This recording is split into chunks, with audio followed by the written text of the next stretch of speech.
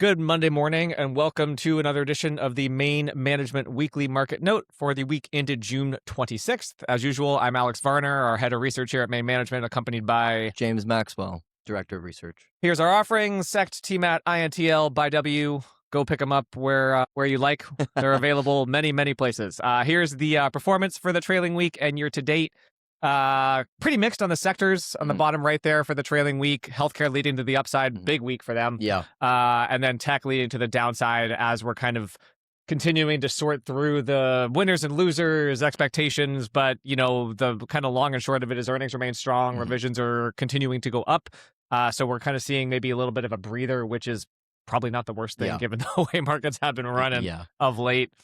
Yeah, absolutely. I was just going to say on healthcare, they've been a laggard for several quarters now, and kind of finally seeing some outperformance there, which is interesting to see. And then obviously tech and kind of the Mag 7 mega cap tech stocks all lagging, at least for the prior week. Yeah, I saw a piece that we get from one of our research providers, Ed Yardini, referring to them as the Lag 7 of late. So, always a pun to be had somewhere out there. Recession dashboard, not much has changed in the last month or so. The big news this week was core PCE, that's personal consumption expenditures, the former Fed's stated preferred inflation measure. Now we've got the what is the new one? Trimmed median for that Warsh is claiming to favor.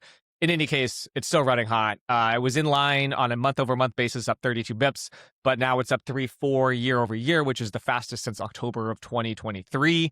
Again, a lot of this, no surprise here, continues to be the case the last couple of months, but it's been driven by goods, specifically energy, commodities, oil, that sort of thing. On the right, you can see the PCE for gas and energy up, solidly the last 3 months. They've kind of abated a bit from that first spike, but again, still those kind of concentrated, dense, bigger readings have been consistent in the last 3-4 months.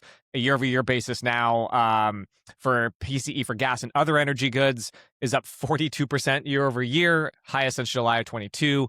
And for energy goods and services up, 3 big months in a row, and now up over 24% year-over-year, also the highest since July of 22. We are starting to see calls for this to moderate. I think it's kind of directionally, it's probably the way it's going to go. But again, as with inflation, it's, unless you see an outright deflationary number, it's going to be tough here. And people are still feeling the pump. We talk about pinch at the pump. We talk about this in a little bit. On the income and spending side, though, some silver linings here. This was good for both consumer spending, and personal incomes. Spending was up 0.71 month over month, one of the biggest increases in the last couple of years, and is back up to 6.3 year over year. It's the highest in like a year and a half. So it's good to see consumers continuing to spend despite the pickup of inflation.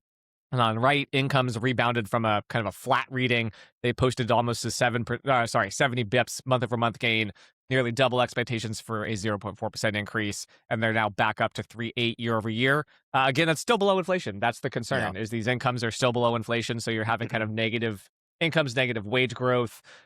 We think this kind of reverts a bit, I would say, but clearly it's not slowed the consumer down in any way on the spending side of things, which is good.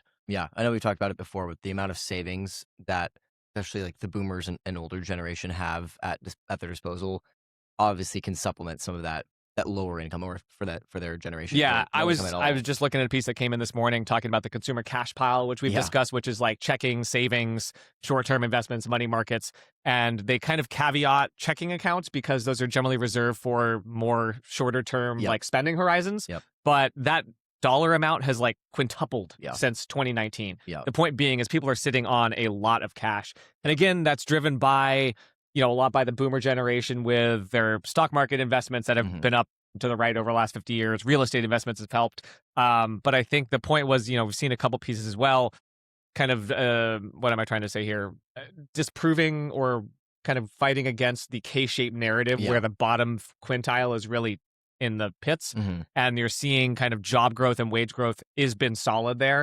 And I think that the kind of overhang of the boomers is really skewing a lot of the stuff and making it easier to tell that story, even if it's not actually what's happening. Right. But I think, there are people out there who are feeling extremely, unhappy with gas prices. A lot of folks still can't get their hands on $100 or $400 for emergency. So like there are the haves and the have-nots, but I think maybe the have-nots are not quite as bad as they would have you believe. Yeah, a lot of the services side of the economy remains very, very hot. Like I know this is kind of anecdotal, but like ticket prices for the World Cup games are at thousands of dollars. And you look at the New York final, like the Knicks finals. I mean, granted, it's the most famous arena in the world with the home team, but still, like, people are spending. That is purely discretionary spending. You don't have to go to the World Cup if you don't want to, and you got Europeans over here for a full month traveling around, and not only going to World Cup games, they're going to baseball games, they're going to WNBA games, they're going to everything they can get their hands on, and apparently drinking Boston out of beer. All right, we'll go back to the data here. Q1, the final reading for Q1 US GDP for 2026. Again, this is now 3 months in the rearview mirror, but good to see it revised up to 2.1. It came in at 2, dropped to 1.6, and basically got revised back up to 2.09%. Mainly on trade dynamics. Trade was less of a drag than initially estimated. Imports were revised markedly lower. The concern was that consumer spending was revised lower as well to 0.54% Q over Q, down from 1.6. So it's a big downward revision. But I think A, services spending slowed a bit, and B, we saw that bad weather weighed on the spending a little bit. And again, this is firmly in the rearview mirror. Markets have long since priced this in, but good to see. But again, you've still got 5 straight years of positive consumer spending. So, kind of steady as she goes there. But as a contributor to that headline number, spending, which is 70% of the economy, only added 37 bips. So like less than, a fifth of that reading was for consumer spending. Its smallest contribution since Q1 of 22, while non-residential fixed income was the biggest contributor at 1.4. You add those together, you got basically 1/8 of the 2.1 that was from those two categories alone. On the component side, you can see on the left the revisions from the first estimate to the final estimate. So the GDP deflator saw the biggest upward revision. That's no surprise because March is the last month of the quarter when the Iran war broke out and they were trying to figure out the effects of oil prices. So no surprise there. But then the biggest downward revision was imports, down 9.6 on the revised first to final. And you finished the quarter up 11.8, and that was primarily responsible for the upward headline revision as well. And then on the right, you can see the shares of GDP. Consumers still at 70%, back down to 69, I guess, 69%, but still the biggest component by far. And then you saw both domestic investment and imports tick up in share this quarter. One other thing, you mentioned it on the previous slide, the non-residential private investment being the largest contributor. That is largely driven by this kind of reindustrialization. Obviously, some of that's the AI data center build out, hundreds of billions of dollars going into that, if not trillions of dollars. But even beyond that, factory build out, other business investment, buying the steel and concrete and all of that to build these structures, which I think is one way of growing the economy. I think it's strong for the industrial sectors or sector, but obviously it's in consumer spending driven. That's hopefully down the line eventually. The consumers are going to buy the output from those data centers ideally. And I saw a chart earlier as well that was like the existing number of data centers is something like 4,500 in the US, and the plans for the next series of build out is like 3,000 or 3,500. So they're looking to like increase the number of data centers by almost 2x, which is just a really big investment. On the durable goods orders, total durable goods on the left there fell 4.5 month over month, kind of in line with forecasts. They saw this coming because there was a big 14% drop in transports. Transports are hyper volatile. You get one big order from Boeing, and that skews the entire category. But that's the biggest month over month decline since June of 25. X transports were up 1.3, and core capital goods up 1.6. So good readings, kind of stripping out that transport piece. That core capital goods is a closely watched business spending proxy. So you've seen that consistently kind of ticking along there. And then on the right, you saw the year over year, the total fell back. Obviously, that's the most negative since December 24. But the more important piece that we think is those kind of that green and gold lines, just steady acceleration there up to the right.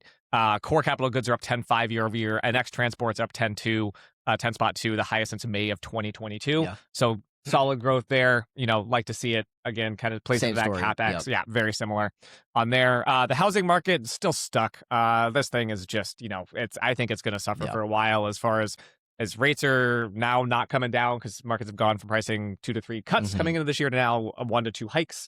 Prices are not going anywhere. It seems, I think, the Bay Area is a massive bubble. San Francisco is not being helped by the kind of funny money being thrown around from the AI sort of thing. But again, prices are stuck. They're high, and people don't want to move for a price that they don't want. So it's kind of locked the inventory up.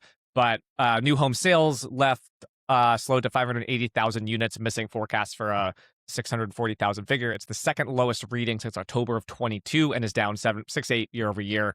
7.3 month over month alone. That's the biggest single monthly drop since July of 22. And then the final reading for building permits in May revised down to 1.41 from 1.413. So pretty marginal. Single family permits revised down from 880 to 882 from 886,000, and multifamily from 468 to 468 from 474. Again, prices, mortgage rates, just kind of blockading things here. We did want to point out that, oil inventories under the Biden administration, you can see on the left there, that dark blue line at the top really drew down from 2020 to 2024, call it. You saw a significant, that went back to 40-year lows. Now we started to build back up for 2 years, and now we've taken that out in like 3 weeks alone. I guess it's 3 months. Let's call it 13 weeks, 3 months since Iran started. But we drew back down to 415, or sorry, build back up to 415, and then have taken out over 20% in the last 3 months alone. That's basically all in the SPR, the Strategic Petroleum Reserve. That's an effort to kind of stabilize prices at the pump. I think the bigger concern here is from like an energy, national security standpoint. We're at 40-year lows on an economy that is multiples bigger than that. So that's concerning when you're looking at the absolute basis relative to the size of GDP. But you saw 9.9 million barrels drawn out in mid-May from that SPR. That's a biggest weekly draw ever, and 84 million barrels over the last 13 weeks, which is pretty nuts. So hopefully we start to get some more normalization in this, and you see those building back up, because we'd like to see that. Again, you've had this like choppy resolution. Seems like it ended, kind of went back on last week, and then over the weekend, again, seems like it has ended, but on again, off again. I'm not holding my breath. Like a bad relationship. Trying to figure out if you want to keep dating or not. On the consumer sentiment side of things, we mentioned this earlier. It rebounded a bit. We got the prelim reading that showed a revision, the final reading saw an upward revision, 249.5 from 48.9. That's breaking the streak of 3 straight down months. Consumer expectations revised up to 50.7, but the current economic conditions were revised down from the preliminary reading. And again, I think that's because people are looking at the gas pump, looking at prices in the grocery stores. There's still some food items that are higher. They're not feeling great about it. They see the headlines. However, it's good to see the expectations revised up, because they're like, okay, we just got to get through this. And I think they view that as, that's kind of to me, that's an indicator that consumers are not feeling great now, but they recognize that things are hopefully going to get better, which is why you saw that upward revision. On the right, you can see the inflation expectations 1 year out were unchanged at 4.6, but the 5-year revised slightly lower to 3.3 from 3.4 in the preliminary reading. But again, those are, that 1 year is pretty elevated. So that's why folks aren't feeling great. I think that's kind of the long and the short of it. Nobody likes to pay at the gas pump. I know I didn't like it this weekend, so yeah. In summary, you saw core PCE in line with forecasts, up 0.3 month over month, up 3.4 year over year, the most in basically 2.5, almost 3 years. But you also saw spending and incomes accelerate as well. That's a good thing. Q1 US GDP came in at 2.1. Consumer spending was, a little soft, but again, this is 3 months ago, and it was kind of on bad weather. Durable goods orders fell, dragged down by transports, but the kind of core capital goods up 1.6. That's solid and up 10.5 year over year. A housing market still stuck. Oil inventories lowest level since the mid 80s, with 84 million barrels pulled out in the last 3 months to help stabilize gas prices. How are we doing, Coach? And then the Michigan Consumer Sentiment Index saw the preliminary release revised higher, as people are still feeling not great in the present, but recognize that hopefully things will be coming in the future. The big news this week is we get a lot of employment data. We get JOLTS, job cut announcements, manufacturing PMIs, and then the big one is non-farm payrolls on Thursday, which is a market shortened week because America turns 250 years old. If you're in San Francisco, I'd recommend figuring out a spot to watch the fireworks from the top of the Golden Gate Bridge, because that's probably something we'll never see again in our lifetimes. Hopefully I'm alive when America turns 300, but we'll only one way to find out. So thanks for joining us, and hope you have a great holiday shortened week. Take care. Thank you.